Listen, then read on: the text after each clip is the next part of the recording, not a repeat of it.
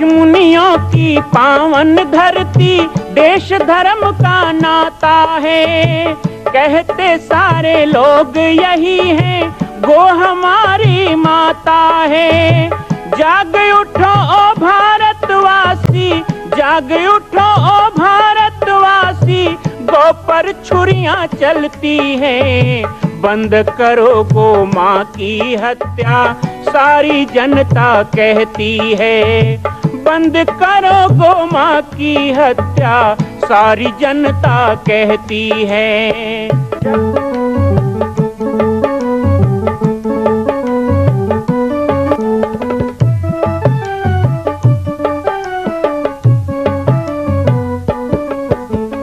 जगह जगह पर बूचड़ खाना, लाखों गौएं कटती हैं। किसे सुनाए व्यथा हमारी, नैना नीर बहाती हैं। रक्षा करना गौ माता की, रक्षा करना गौ माता की, गीता ज्ञान सिखाती है। बंद करो गो माँ की हत्या, सारी जनता कहती है। बंद करो गो माँ की हत्या, सारी जनता कहती है।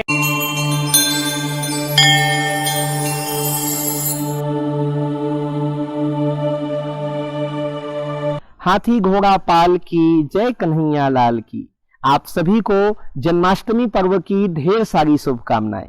भगवान श्री कृष्ण के आज लीला अवतरण का पावन पर्व, बाबा जी की पाती के माध्यम से आप सभी को हम भगवान श्री कृष्ण के जन्म, चरित्र और जन्माष्टमी पर्व के बारे में कुछ संदेश आज सुनाएंगे।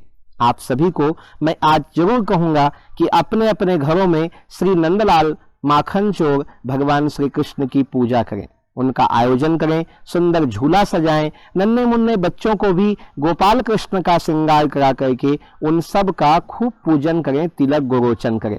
मैं आप सभी को पाटेश्वर धाम में होने वाले जन्माष्टमी पर्व के भी दिव्य झलकियां और दर्शन कल करवाऊंगा। लेकिन आज की बाबा जी की पाती में आइए हम आपको जोड़ते हैं एक दिव्य संदेश से। श्री कृष्ण जन्माष्टमी का पर्व क्यों, श्री कृष्ण जन्माष्टमी रात्रि 12 बजे भगवान कृष्ण का जन्म क्यों हुआ, इसके बारे में हमारा धर्मशास्त्र क्या कहता है।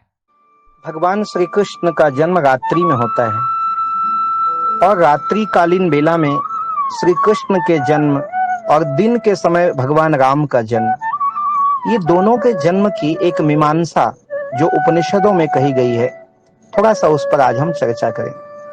क्योंकि कुछ भक्तों ने जिज्ञासा की थी कि भगवान कृष्ण का जन्म रात्रि में क्यों और 12 बजे के बाद ही क्यों। देखिए, राम जी का जन्म दोपहर में 12 बजे होता है, कृष्ण जी का रात्रि में 12 बजे। लेकिन इसका अर्थ यह नहीं है कि कौन अच्छे समय में जन्म ले रहा है, कौन अच्छे समय में नहीं ले रहा है। वैसे भी रामचरितमानस में गोस्वामी तुलसीदास जी ने कहा, जोग लगन ग्रह बार तिथि, सकल भय अनुकूल, चर अरु अचर हर्ष जुत राम जन्म सुखमूल। अर्थात प्रभु के अवतार के समय सभी ग्रह नक्षत्र, चर अचर, प्राणी जगत, इतना ही नहीं बल्कि संपूर्ण ब्रह्मांड एक ऐसे सूत्र की में बंध जाता है, सबके हृदय में आनंद और उल्लास होता है। शीतल मंद सुरभि बहबाऊ, हर्षित मन संतन मन चाऊ। तो इस प्रकार भगवान कृष्ण के जन्म की घड़ी रात्रि 12 बजे की। कृष्णा कौन जो तृष्णा को मिटाए, राम कौन जो काम को मारे। काम को मारने वाले राम, कृष्णा को मिटाने वाले कृष्णा। वैसे भी रात्रि में 12 बजे से लेकर 3 बजे तक इसे राक्षसी बेला, दैत्य बेला या फिर विषय विकार के आवेग की बेला कही जाती है। ऐसे बेला में कृष्ण का आगमन ये संदेश देता है कि मनुष्य, तुम जागते रहोगे तो कृष्णा तुम्हारे पास आएगा और सोओगे तो तृष्णा तुम्हारे पास आएगी। तृष्णा को मिटाना हो तो कृष्णा के शरण में आ जाओ। और कृष्ण का जन्म इसीलिए रात्रि में 12 बजे होता है। गर्ग संहिता में महर्षि गर्ग के व्याख्या के अनुसार भगवान श्री कृष्ण के 12 बजे रात्रि में जन्म लेने का कारण ऐसा नहीं है कि कृष्ण जी के लिए कोई समय अनुकूल है, कोई समय प्रतिकूल है। वो तो स्वयं समय की संरचना करने वाला है, समय को बनाने वाला, समय चक्र को चलाने वाला। ये संपूर्ण ब्रह्मांड सृष्टि का समय जिसके हाथों में चक्र सुदर्शन की तरह घूम रहा हो, जो स्वयं उद्घोषणा करता हो कि मैं समय हूं, उसके लिए किसी समय घड़ी को अशुभ कैसे माना जाए। फिर भी महर्षि गर्ग ने अपने संगीता में व्याख्यान किया है कि कृष्ण के जन्म के समय जो संयोग बना, वो संयोग आज तक धरती में कभी नहीं बना। भगवान श्री कृष्ण 16 कलाओं के स्वामी हैं और ऐसे भगवान रास रासेश्वर नंद नंदन श्याम सुंदर वैभव निकुंज कुंज विहारी श्री राधा प्रिय भक्त जन प्रिय कष्ट हारक दुख नाशक और आशुतोष श्री कृष्ण माखन चोर श्याम सलोने नीलमणि, और जिसके मन में जो लगे वैसे भाव से जिनको पुकारा जाता है, ऐसे श्री ठाकुर के जन्म की वह घड़ी रात्रि 12 बजे की है, तो हमारे लिए सृष्टि में उससे सुंदर घड़ी हो नहीं सकती। जिस घड़ी में हमें कृष्ण मिले वही घड़ी हमारे लिए सूर्य से भी अधिक प्रकाशित समय है। श्री कृष्ण जन्माष्टमी पूरे विश्व में मनाया जाता है, केवल भारत में नहीं, और कृष्ण को भी पूरे विश्व में माना जाता है, केवल भारत में नहीं। हमारे भारत देश के लिए ये बहुत बड़े गर्व की बात है। इस भारत के लिए इतना बड़ा सम्मान श्री कृष्ण के कारण हमें प्राप्त हुआ है। कुछ लोग कहते हैं कृष्ण भगवान है, क्यों? उन नास्तिक लोगों को कहना चाहूंगा, वह कृष्ण जिसके कारण आज विश्व के अंदर वंदे कृष्णम जगत गुरुम, उस कृष्ण के आभा को समझो, उस कृष्ण की कांति को समझो, उस कृष्ण के उस श्याम सलोने स्वरूप के दिव्यता को समझो, जिसके कारण सारा विश्व माखन चोर का दीवाना हो जाता है। धन्य है वह माखन चोर जिन्होंने इस धरित्री के उद्धार के लिए संपूर्ण राजाओं को एकत्रित किया। एक तरफ पांडवों की सेना, एक तरफ कौरवों की सेना बनाई, दुष्टों का दलन और सज्जनों की रक्षा का ब्यूरा उठाया। और ऐसे कृष्ण जिन्होंने श्रीमद् भागवत गीता का उपदेश किया, जो संपूर्ण उपनिषदों का सार है, ऐसे कृष्ण को नमन करें। कृष्ण जन्माष्टमी केवल कृष्ण के जन्म का पर्व नहीं है। मैं आप सभी बंधुओं माताओं से कहूंगा, कृष्ण जन्माष्टमी भगवत गीता का जन्म दिवस है। कृष्ण जन्माष्टमी संसार में फैले भ्रांतियों के दमन का प्रारंभ है। कृष्ण जन्माष्टमी कंस जैसे, जरासंध जैसे और बाणासुर जैसे दानवों के नाश की घड़ी की शुरुआत है। कृष्ण जन्माष्टमी घोर अंधेरे में वसुदेव के शीश पर विराजमान बाल कृष्ण नीलमणि कन्हैया के अवतार का ही नहीं, बल्कि कृष्ण जन्माष्टमी हम सब के दुर्भाग्य के अंत का दिवस है। श्री कृष्ण जन्माष्टमी ना होती तो माता देवकी के पुत्र शोक को कौन हरण करता। श्री कृष्ण जन्माष्टमी ना होती तो ममता से भरे हुए यशोदा के हृदय में कौन छपछपा करके पहुंच जाता। कृष्ण जन्माष्टमी ना होती तो द्रौपदी के खींचे जाते हुए चीर को कौन बढ़ा करके मातृशक्ति का सम्मान बचाता। कृष्ण जन्माष्टमी ना होती तो भारत का मान गौरव कौन विश्व के अंदर बढ़ाता। यह कृष्ण जन्माष्टमी ही तो है जो हमारे सम्मान का जन्माष्टमी है, जो हमारे गर्व का जन्माष्टमी है, जो हमारे अभूतपूर्व गरिमा के प्रादुर्भाव की जन्माष्टमी है। ऐसे गर्व के साथ जन्माष्टमी को मनाएं। आज इस देश के अंदर ऐसे भी अधम पापी शिशुपाल जरासंध बाणासुर कंस बैठे हैं जिन्हें कृष्ण की गरिमा नहीं दिखाई देती, कृष्ण की प्रभुता नहीं दिखाई देती। श्री कृष्ण के प्रति अपवाद करने वाले ऐसे इसी देश में बैठे नास्तिक लोगों को मैं सावधान करना चाहूंगा। सावधान, जन्माष्टमी है, मेरा श्याम सुंदर आने वाला है तुम्हारा शिरोच्छेदन करने के लिए, तुम्हारा मान दर्पण करने के लिए, तुम्हारे संपूर्ण अहंकारों को चूर चूर करके तुमको रसातल पहुंचा देने के लिए। नाश होगा धरती के उन पापियों का जो गौ माता की हत्या करते हैं। मेरी गौ माता के गले में छुरी रखने वाले, तेरे संपूर्ण वंश का नाश करने मेरा कन्हैया आने वाला है। वो कन्हैया जिसके मुरली की धुन को सुन करके जहां गोपियां लालायित हो जाती थी दर्शन के लिए, तो वही बंसी की मधुर ध्वनि पापियों के कलेजे को चीरते हुए हुए उनके ब्रह्मांड को फोड़ दिया करता था। वही कृष्ण जिनके शंख की गर्जना सुनकर के बड़े बड़े दलित पापियों का दिल टुक टुक हो जाया करता था। वही कृष्ण जिनकी उपस्थिति मात्र से दुर्योधन का संपूर्ण अहंकार जल जाता था। वही कृष्ण जिनको देखकर काली नाग भी थरथरा उठा था। वही कृष्ण जिसको स्वर्ग का राजा इंद्र भी प्रणाम करने धरती में आया था। वही कृष्ण जिसके मोह पास में ब्रह्मा भी फंस गए।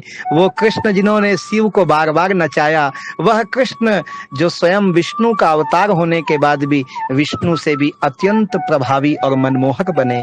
ऐसे मेरे कृष्ण का अवतार पापियों के नाश के लिए होने वाला है। इस धरती में गौ हत्यारों की अब खैर नहीं। ये बात की गर्जना कर दी जाए तो ज्यादा अच्छा होगा। मुझे तो आश्चर्य होता है, अद्भुत आश्चर्य होता है। राम और कृष्ण की धरती में मेरी गायें कटती हैं। राम और कृष्ण की धरती में बहने वाली गौ माता के रक्त को मैंने देखा है। भारत में ऐसे बहुत कम साधु संत होंगे, मैं घमंड की बात नहीं करता, लेकिन भारत के में ऐसे बहुत कम साधु संत होंगे जिन्होंने गाय के कत्ल खाने में जाकर गायों की हत्या देखी होगी। जब गायों को खींच कर घसीट कर ले जाया जाता है ट्रकों में ठूस ठूस कर, वो गाय 4-5 दिन की भूखी प्यासी गाय कराहती रंभाती बिलबिलाती हुई देखती है उनको जो जिसने उसका दूध पिया। वो इधर उधर नजर दौड़ाती है, कौन है वो जिसने मेरे बच्चों के कंधे पे हल लगा करके खेती कर अन्न खाया? वो कौन है जिन्होंने मेरे दूध दही घी का उपयोग किया? आज वो लोग क्यों नहीं दिखाई देते? गौ माता की करुण क्रंदन बार बार उनकी खून से सनी आंखें दिखती हैं कि कहाँ है मेरा वो किसान, कहाँ है वो गोवर्धन में पूजा करने वाला, कहाँ है वो गाय को रोटी के लिए दरवाजे में खड़ा देख निकलने वाला? आज मुझे बचाने कोई क्यों नहीं आता है? हे कृष्ण, हे राम, तुम्हारी धरती में मेरे साथ ऐसा अन्याय मेरा कोई नहीं। छोटे छोटे उसके वत्स को उसके सामने काट दिया जाता है। उस समय गौ माता का हृदय टूक टूक हो जाता है। गौ माता को एक छोटे से दबड़े में डाल दिया जाता है जहां से वो पीछे नहीं जा सकती, घूम नहीं सकती, और धीरे धीरे उसे मौत की ओर घसीटा जाता है। गाय को एक झटके से पांव को मशीन पकड़ लेता है, 3 पांव नीचे, गर्दन नीचे, गाय उल्टी लटक जाती है। इस तरह 2 दिन 3 दिन तक गाय को भूखा टांगा जाता है। फिर उसे गर्म पानी से नहलाया जाता है। उबलता खौलता 100 सेंटीग्रेड गर्म पानी जब गाय के शरीर को जलाता है, उसके रोएं साफ कर दिए जाते हैं। फिर वह जिंदा गाय को धीरे धीरे गला काट कर उसका खून निकाला जाता है ताकि गाय मरने भी ना पाए और उस गाय का सारा खून निचोड़ लिया जाए। उसके बाद गाय का गला काट कर गाय को टुकड़े टुकड़े कर दिया जाता है। ये दुसह वेदना से गुजरने वाली गौ माता कृष्ण को ही पुकारती है कि हे नंदनंदन, कब आओगे? कब हमारी मुक्ति का समय आएगा? हमने भी तो तुम्हें माखन खिलाया है। यशोदा ने तुम्हें प्यार किया तो वो तुम्हारी माँ हो गई। देवकी ने जन्म दिया, वो तुम्हारी माँ हो गई। हमने भी तो अपना माखन तुम्हें खिलाया, हम तुम्हारी माँ नहीं है? और यदि हम तुम्हारी माँ होती तो क्या हमें इस तरह तुम मरने देते? गाय के उस करुण क्रंदन को कन्हैया क्यों नहीं सुनता है? मैं भारत के गायों के तरफ से श्याम सुंदर को पुकारूंगा, हे श्याम, आओ धरती में गौ माता की वेदना को दूर करो भगवान। आइए हम सब प्रार्थना करें, हम सब पुकारें उस कन्हैया को, दिल की गहराइयों से पुकारो। हे नंदनंदन, हे श्याम सुंदर, इस जन्माष्टमी में हम तुम्हें आवाज दे रहे हैं, आओ, लेकिन इस बार गायों के लिए आओ।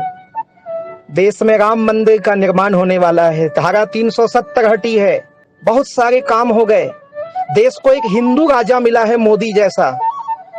अब तो गोमाता की हत्या बंद करो, और नहीं तो इस धरती में हमें मत रखो।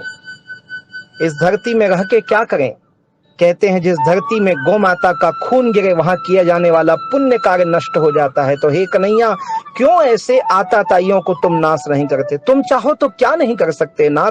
तुम चाहो तो सब कुछ कर सकते हो। तुम्हारी भ्रिकुटी विलास सृष्टि लय हुई, तुम्हारे नजर टेढ़ा करने से संसार में प्रलय हो जाता है। तो एक गौ हत्यारों को मारना कौन सी बड़ी बात है? मुझे आश्चर्य होता है कन्हैया, तुम्हारी बुद्धि पर, तुम भगवान हो पर तुमसे लड़ने का मन करता है। क्यों क्यों गायों की हत्या करवा रहे हो?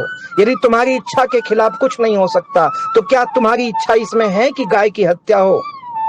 मैं संसार से लड़ चुका, थक गया, अब केवल तुमसे लड़ना बाकी है। कन्हैया से लड़ाई कीजिए, प्रार्थना कीजिए, लेकिन आइए शुभ संकल्प करें कि अब गौ माता की हत्या भारत में, विश्व में नहीं होनी चाहिए। मेरी गाय अभय चरें। जिस दिन मेरी गोमाता अभय विचरण करने लग जाएंगी, मेरा जीवन धन्य हो जाएगा, मैं कृतार्थ हो जाऊंगा। इसलिए हे नाथ, हे कन्हैया, कृपा करो, आओ कल पूरे वैभव के साथ आओ। हमें बंसी नहीं चाहिए, आप चक्र सुदर्शन उठाओ, लेकिन इन पापियों का नाश करो, गौ माता की रक्षा करो, मेरी गाय बचे। बड़ी देर भई नंद लाला, तेरी रात तके ब्रजबाला।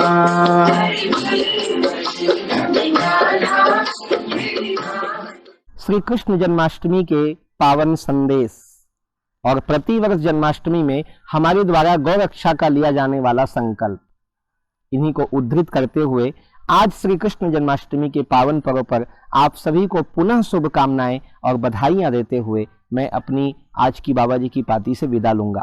लेकिन चलते चलते आपको ये जरूर कहूंगा कि श्री पाटेश्वर धाम में सभी हिंदू पर्व बड़े रीति रिवाज से, विधि विधान से मनाया जाता है।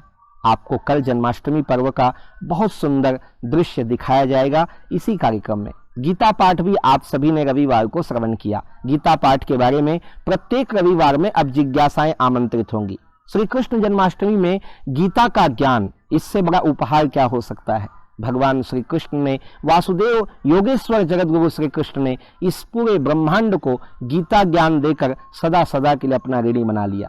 ऐसे गीता ज्ञान का प्रसारण करने का मैं भी प्रयास कर रहा हूं। आप सभी को जन्माष्टमी पर्व के अवसर पर आज जरूर कहूंगा कि आप अपने मन की जिज्ञासाएं, गीता से संबंधित अपने प्रश्न हमारे व्हाट्सएप नंबर पर भेजें।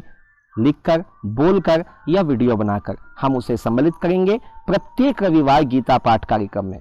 आइएगा, आप सबको पुनः जन्माष्टमी की बधाई देते हुए हाथी घोड़ा पाल की जय, कन्हैया लाल की जय, श्री राम, जय गो माता, जय गोपाल।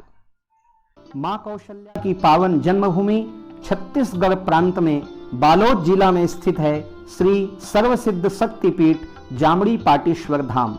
परम पूज्य सद्गुरुदेव राजयोगी बाबा जी की तपस्थली श्री पाटेश्वर धाम और विश्व के अद्वितीय मां कौशल्या जन्मभूमि मंदिर निर्माण का दर्शन करने और इसी प्रकार समसामयिक विषयों पर अपना ज्ञान वर्धन करने के लिए और 10,000 गायों के लिए बनने वाले श्री हनुमान नंदीशाला गो अभ्यारण्य का समाचार प्राप्त करने के लिए आप सभी देखते रहें YouTube चैनल पर राम बालक दास, और हमारे चैनल को आप सभी सब्सक्राइब करें, घंटी का बटन दबाएं ताकि आप सूचनाओं से जुड़े रह सकें। जय श्री राम, जय गो माता, जय गोपाल।